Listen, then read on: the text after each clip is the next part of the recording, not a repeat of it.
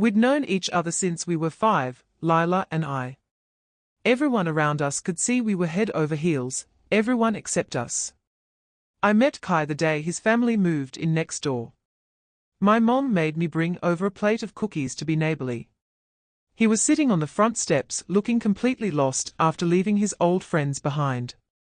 I told him he could share mine if he wanted. He muttered something about girls having cooties, so I dumped the entire plate right on his head. We were inseparable after that. For the next 13 years we did everything together. Kai walked me to school every morning even when the guys gave him shit for hanging out with a girl. I went to every single one of his baseball games, even the away ones that meant 3-hour bus rides. I'd show up in his old jersey with a huge sign and scream louder than any actual girlfriend in the stands. People always asked if we were dating. We'd both laugh like it was the most ridiculous idea in the world. We weren't boyfriend and girlfriend. We were Kai and Lila, which felt bigger and smaller at the same time. High school was when everyone really started pushing it. His teammates kept telling him it was obvious I was in love with him, and my friends swore he looked at me differently than other girls. We rolled our eyes and explained for the 100th time that growing up together basically made us family. I knew every gross thing about him, like how he ate cheese straight from the block at 2 a.m. He'd seen me with chicken pox, braces, and that unfortunate perm sophomore year. You don't date the person who helped you bury your hamster in 3rd grade. College almost broke us. Kai got into Midwest University for engineering. I went to Downtown Creative Institute for graphic design, about 45 minutes away. The first month was brutal. I'd call him crying because my roommate was psycho, and he'd drive over at midnight with soup when I got sick. He'd text me during lectures because his lab partner kept hitting on him, and he didn't know how to shut it down without being mean. We made a pact to have dinner together every Sunday no matter what. Sometimes that meant meeting halfway at Pete's Diner, terrible food, but exactly 20 minutes from both schools. Those Sundays kept me sane. Junior year everything changed when Kai started dating Morgan from his program. She was smart, pretty, and actually really nice, which somehow made it worse. For the first time in 16 years, someone else came first for him. He still showed up for our Sunday dinners, but half the time he was texting her under the table. When I called upset about a project, he was at her place and couldn't talk long. I told myself this was good and normal and that I was happy for him. I started dating too, Sam from my painting class. He was sweet and funny and nothing like Kai. The 4 of us went on awkward double dates where everyone tried way too hard. Morgan would ask how long Kai and I had been friends and say how cute it was, like our friendship was some novelty. Sam kept trying to compete with inside jokes he didn't understand. Kai and I couldn't even look at each other properly without feeling like we were betraying the people we were with. Everything exploded senior year when Morgan got accepted to grad school in Seattle and wanted Kai to move with her after graduation. She gave him the whole speech about leaving childhood things behind and starting their real life together. The childhood thing was me. Kai told me about it during one of our Sunday dinners.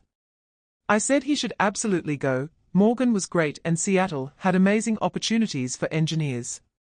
He stared at me for the longest time, then said yeah, I was right. That night I went back to my dorm and cried until Jade threatened to call health services. Sam broke up with me 2 weeks later, saying I was clearly in love with someone else and he deserved better than being second choice. I wanted to argue but couldn't, because some part of me knew he was right. The week before graduation Kai showed up at my apartment at 3 a.m., not unusual, except he was completely sober and looked destroyed. He said he'd ended things with Morgan because she made him choose between Seattle with her or staying near me, and he couldn't do it. I told him he was an idiot for ruining his future over a friendship. He said that was the problem. I wasn't just his friend anymore and hadn't been for years. Then he kissed me. I pulled back and my whole body started shaking. Kai stared at me with this scared but hopeful look and I couldn't breathe right. We had crossed a line we could never uncross. We sat on the apartment steps not touching, just looking at each other. Eventually we went inside and sat on opposite ends of the couch, because being close felt too scary. We talked until the sun came up. Kai told me he'd been in love with me since sophomore year, when I showed up to his baseball game, with a terrible cold, and lost my voice from screaming so hard. He convinced himself it was just friendship, because I never seemed interested that way. When it was my turn, I admitted Sam had been right. I just couldn't say it out loud until Kai kissed me. We fell asleep on the couch, with our feet almost touching in the middle. Jade came home the next morning, took one look at us and screamed so loud the neighbors banged on the wall. She said everyone had been waiting for this since we were kids. Later Kai texted asking if I wanted to get coffee like an actual date. I said yes even though my hands were shaking while I typed. We went to Bean and Leaf, the same cafe we'd been to 100 times, but everything suddenly felt different and weird. I kept slipping into best friend mode, telling him about my design project and asking about his engineering labs, then remembering we were supposed to be romantic now. I knocked over my coffee twice. On the walk back he reached for my hand and I let him take it. His hand felt warm and familiar, and completely wrong at the same time. A week later he came over to study and mentioned I should start looking for graphic design jobs near Midwest University after graduation. Something snapped inside me. I told him I wasn't Morgan, and I wasn't going to rearrange my whole life, just because he suddenly decided we were together. He looked hurt and said he just wanted us in the same city, but I could hear what he really meant. He expected me to be the one to compromise. We had our first real fight right there with textbooks everywhere. We both knew we were actually fighting because we were terrified. He left without kissing me goodbye. The next few weeks were awful as graduation got closer, and we had to make real decisions. I got a job offer from a great design firm 2 hours away, and I wanted it badly. Kai had offers both locally and in my new city. When I told him about mine, he immediately said he'd take the local one. I could already see the resentment forming, the same look he'd had with Morgan. We had a long, painful conversation. I told him I needed him to want his own life instead of just following me around and then hating me for it later. At his graduation party, his sister Riley pulled me aside near the kitchen and asked if I was sure about this relationship. She said Kai had been making decisions based on what he thought I wanted since we were kids, and she was worried he didn't know who he was without me. She was right. I'd been so focused on my own fears that I didn't notice he might be losing himself. 2 months after graduation, Kai was working at a local engineering firm and clearly hated it. One night I caught him looking at Seattle job listings on his laptop. He admitted he sometimes wondered what his life would look like if he'd gone with Morgan. We stayed up talking about what we actually wanted instead of what we thought we should want. We decided to try long distance, so he could take a better engineering job 3 hours away. The first month was terrible. We had to schedule phone calls like strangers. I threw myself into work and started making new friends. I signed up for a pottery class on Thursday nights, because someone at work mentioned it. The studio smelled like wet clay. The instructor kept saying, "Feel the clay, don't force it." My first bowl looked like a sad pancake, but for 2 hours I wasn't thinking about Kai or our weird half-relationship. I made friends there, Owen who worked in accounting and Grace who taught middle school. We joked about our terrible pottery while cleaning up. On weekends I went to art markets with people from my design firm. My apartment started filling up with little paintings and handmade jewelry I chose just because I liked them. I went to Dylan's birthday party and actually had fun without checking my phone every 5 minutes. 3 months into long distance, my phone rang at 11 p.m. on a Tuesday. Kai was crying so hard I could barely understand him. He said he felt stuck and invisible, like his life was on pause. He admitted he'd only taken the job to stay close enough to visit me on weekends, not because it was what he actually wanted. I asked what he would want if I wasn't in the picture. He was quiet for a long time, then said he didn't know how to want things for himself anymore, because needing me had always felt like the only thing that mattered. We both realized we'd been making every decision out of fear instead of desire.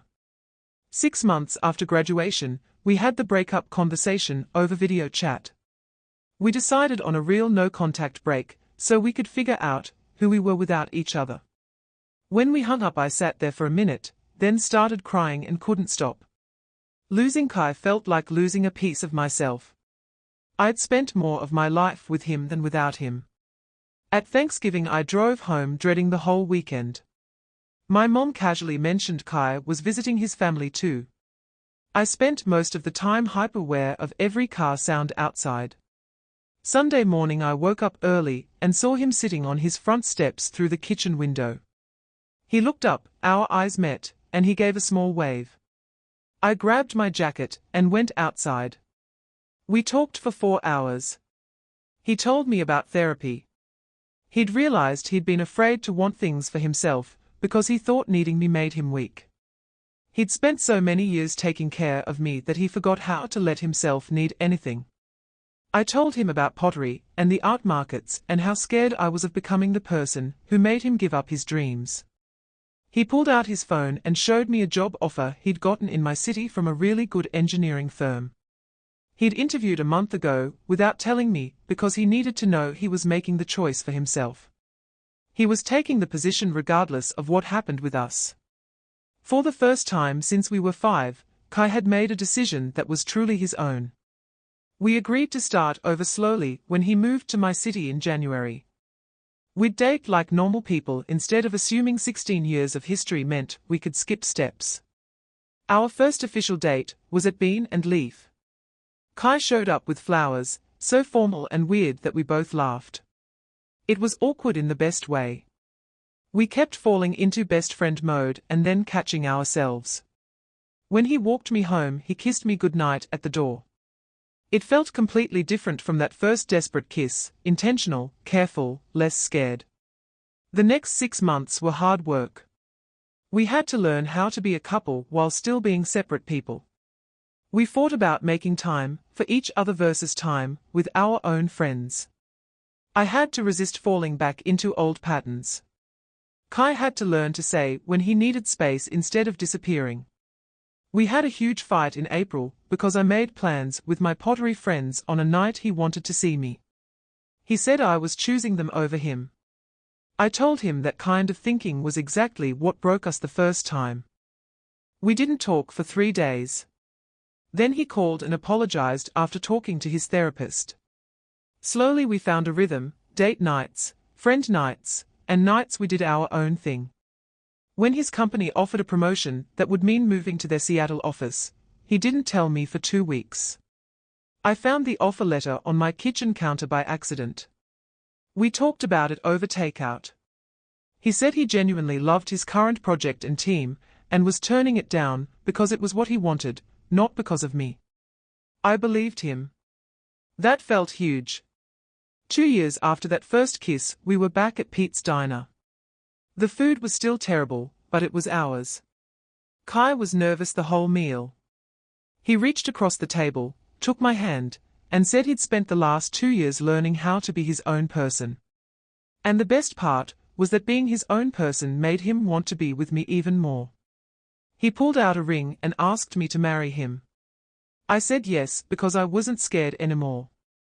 Planning the wedding became a weird reality check.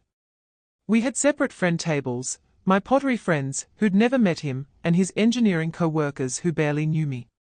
We weren't those desperate kids who couldn't function without each other anymore.